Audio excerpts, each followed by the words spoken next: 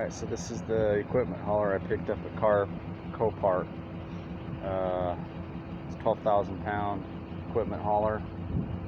I paid $1,025, but after all the fees, $2,081. And I've got to do a lot of work to it. My first order of business is going to be fixing this jack. The axles look like they're a little twisted. I don't know if that's going to be a frame issue.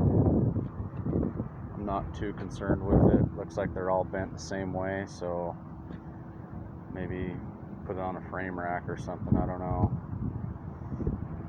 Over here we got this ramp that just needs to be completely rebuilt. That one's flawless, so I can just copy that one.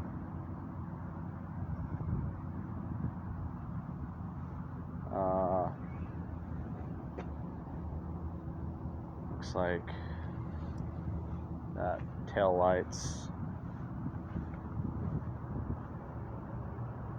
that little box and that little post is broken off. There's the post. Oh yeah, that's bent right over. So that'll be bent back up or just replaced. Don't know what that is. Fender's gonna have to be replaced. Doesn't look too difficult. If you look over there, it's got some weld tabs and I guess 1, 2, 3, 4, 5, 6, 7, 8, 9 weld tabs. And just cut that away from that.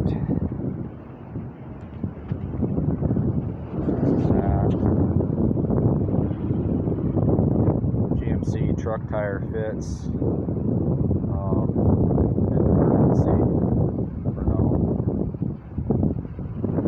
I don't know what those are. Someone posted online that they thought it was an old Cleary building, and yes it is. It says right here.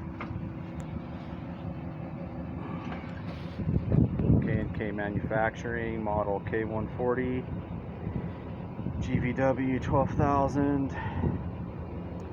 I'm not sure if that's damaged. It looks kind of like it's bent up. Looks like there's some wires that are definitely cut right there. Easy fix. Skid loader bucket. I don't know what I'm going to do with that. Scrap it.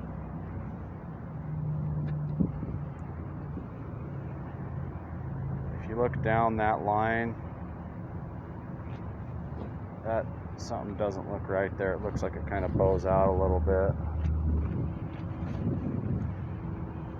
If you go over here, that looks kind of straight, so I'm not really too concerned about that. Front here, honestly, the box doesn't look that bad. And for 2,000 bucks, even if I had to replace the axles, I don't think I'm too far behind here. But yeah, for right now, I'm gonna go park it, get some water.